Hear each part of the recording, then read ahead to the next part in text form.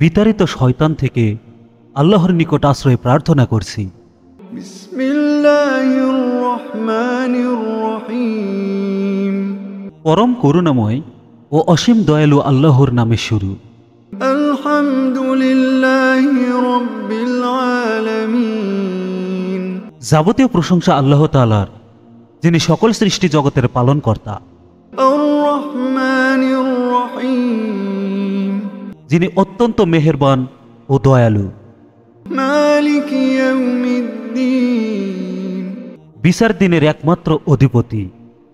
ইয়াকা না'বুদু ওয়া ইয়াকা নাস্তাঈন। আমরা একমাত্র তোমারই ইবাদত করি এবং শুধুমাত্র তোমারই সাহায্য প্রার্থনা করি।